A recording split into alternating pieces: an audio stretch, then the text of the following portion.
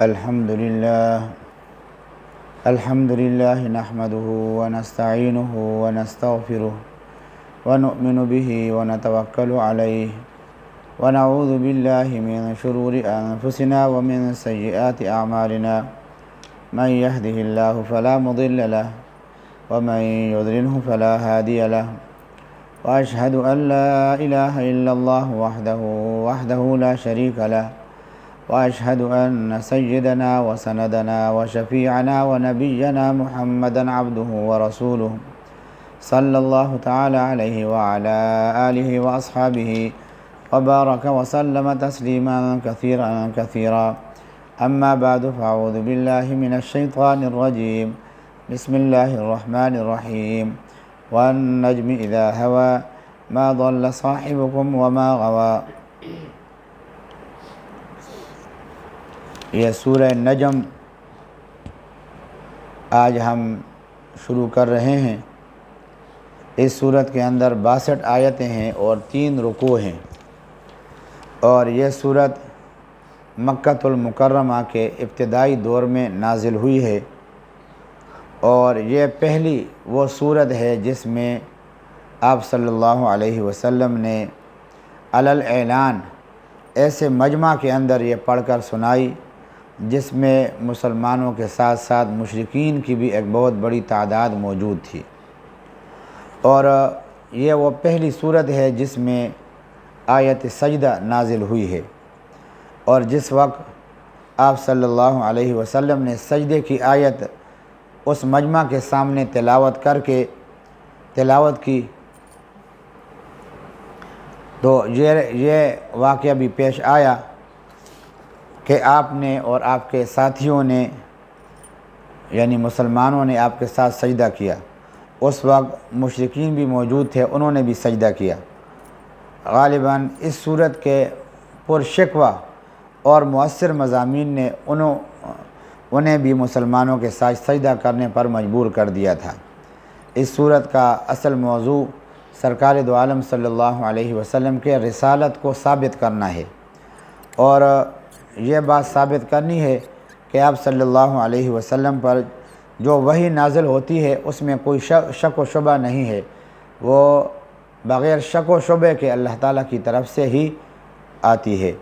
اور حضرت جبریل امین اس کو لے کر آتے ہیں۔ اور اس کے ساتھ ساتھ یہ بھی اس میں ذکر کیا گیا ہے کہ آپ صلی اللہ علیہ وسلم نے حضرت جبریل امین کو 2 مرتبہ اصلی صورت میں دیکھا۔ ان میں سے ایک تو اس وقت دیکھا جب آپ معراج کے لیے تشریف لے گئے تھے، اور آپ صلی اللہ علیہ وسلم کی رسالت کے اس بات کے ساتھ ساتھ اس میں مشرکین مکہ کے غلط عقائد اور ان کے بیہودہ دعووں کی تردید بھی کی گئی ہے، اور پچھلی امتوں پر نازل ہونے والے عذاب کے حوالے سے انہیں حق کو تسلیم کرنے اور اس کے ساتھ ساتھ اس حق کو مؤثر دعوت ان کے سامنے پیش کی گئی ہے۔ نجم عربی میں ستارے کو کہتے ہیں، اور چونکہ اس کی پہلی آیت میں ستارے کی قسم کھائی گئی ہے، اس لیے اس سورت کا نام سورۃ النجم ہے۔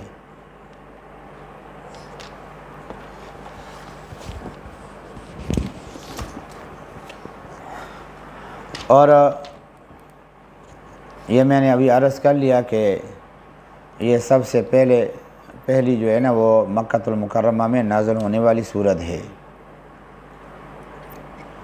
اللہ تعالیٰ فرما رہے ہیں والنجم،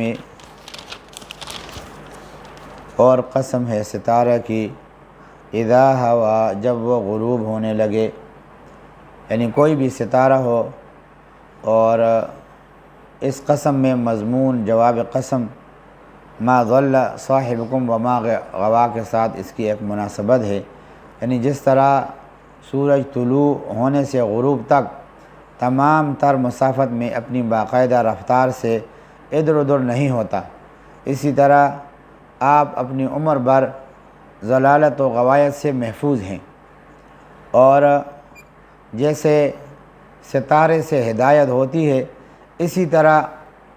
آپ سے بھی بوجہ عدم ضلال و عدم غوائیت کے ہدایت ہوتی ہے، اور چونکہ ستاروں کے وسط سما ہونے میں کسی سمت کا اندازہ نہیں ہوتا، اس لیے اس وقت ستارے سے راستے کا پتہ نہیں لگتا، اسی لیے قید لگائی کہ غروب کے وقت، اور یہ چونکہ اقرب من الافق طلوع ہونے کا وقت ہوتا ہے، لیکن غروب میں یہ بات بھی زیادہ ہے کہ اس وقت ہدایت طلب کرنے والے اس کو غنیمت سمجھتے ہیں۔ ما ضل صاحبکم وما غوا، یہ تمہارے ساتھ اور سامنے رہنے والے پیغمبر جن کے حالات و احوال سے تم کو علم ہے، نہ رائے حق سے بھٹکے اور نہ غلط راستے سے ہو لیے۔ وما ينطق عن الهوى، اور نہیں بولتا اپنے نفس کی خواہش سے، ان هو الا وحی یوحی، ان کا ارشاد نری وحی ہے جو ان پر بھیجی جاتی ہے۔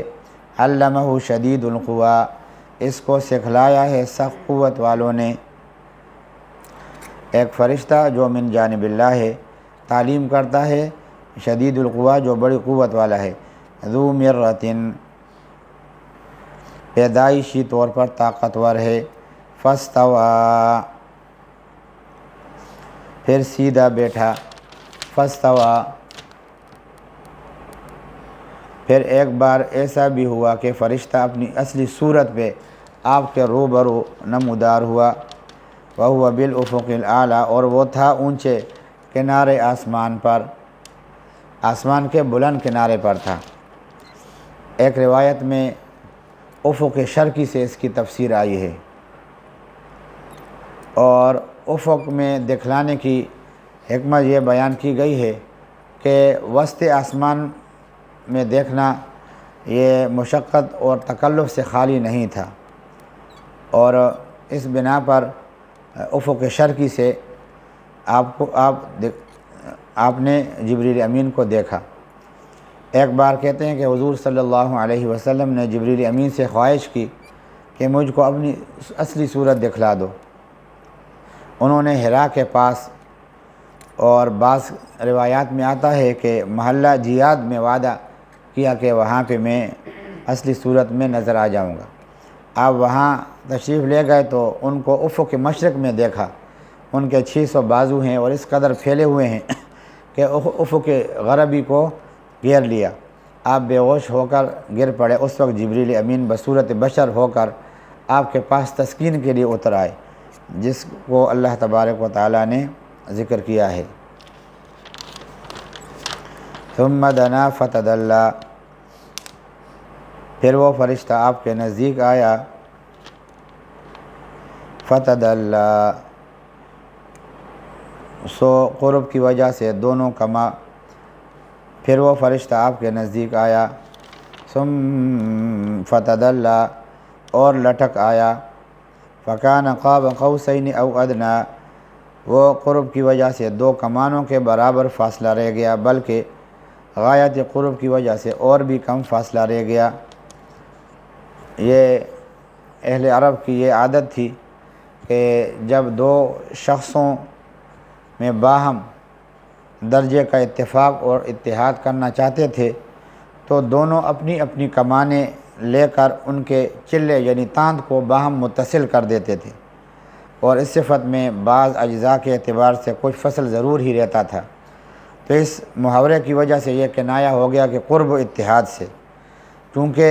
یہ محض اتفاق سوری کی علامت تھی، تو اگر روحانی اور قلبی اتفاق بھی ہو تو وہاں او ادنا بھی صادق آ سکتا ہے۔ تو اس میں او ادنا کے بڑھا دینے میں اس طرف اشارہ ہے کہ محاورات سوریہ کے علاوہ آپ نے جبریل امین کے درمیان روحانی مناسبت کی تھی۔ فَأَوْحَى إِلَىٰ عَبْدِهِ مَا أَوْحَىٰ، اللہ تعالیٰ نے اس فرشتے کے ذریعے سے اپنے بندے پر وحی نازل فرمائی جو کچھ نازل فرمانا تھی۔ مَا كَذَبَ الْفُؤَادُ مَا رَأَىٰ، جھوٹ نہیں کہا رسول کے دل نے جو اس نے دیکھا۔ أَفَتُمَارُونَهُ عَلَىٰ مَا يَرَىٰ، کیا اب تم اس سے جھگڑتے ہو اس میں جو اس نے دیکھا۔ وَلَقَدْ رَآهُ نَزْلَةً أُخْرَىٰ، اور اس کو اس نے دیکھا اترتے ہوئے ایک بار اور بھی عند سدرۃ المنتہا، سدرۃ المنتہا کے پاس۔ اس فرشتوں کو اصلی صورت میں آپ صلی اللہ علیہ وسلم نے دوبارہ دیکھا۔ سدرہ بیری کے درخت کو کہتے ہیں اور منتہا کے معنی ہے انتہا کی جگہ۔ حدیث میں آیا ہے یہ کہ ایک بیری کا درخت ہے، ساتویں آسمان میں عالم بالا سے جو احکام نازل ہوتے ہیں اور جو رزقیں مخلوق کی نازل ہوتی ہیں، وہ اول جو ہے سدرۃ المنتہا تک پہنچتی ہے اور پھر وہاں سے ملائکہ زمین پر لاتے ہیں۔ اسی طرح یہاں سے جو اعمال اوپر آسمان کی طرف چڑھتے ہیں وہ بھی سدرۃ المنتہا پر پہنچتے ہیں اور پھر وہاں سے اٹھا لیے جاتے ہیں۔ دنیا میں علماء نے اس کی مثال یہ دی ہے کہ جیسے ڈاکخانے کی سی ہے کہ آمد و برآمد میں خطوط وہاں سے ہوتی ہے، اور عند سدرۃ المنتہا میں تو مکان رؤیت بتلایا گیا ہے۔ آگے اس مکان کا شرف بتلاتے ہوئے حق تعالی شانہ فرماتے ہیں عندہا جنت المأویٰ،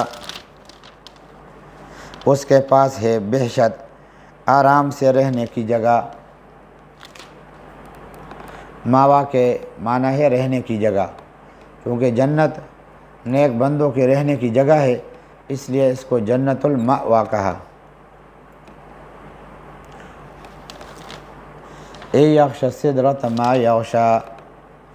جب اس سدرۃ المنتہا کو لپٹ رہی تھی جو چیزیں لپٹ رہی تھی۔ ایک روایت میں ہے کہ سونے کے پروانے تھے، یعنی صورت پر دانہ کی سی تھی،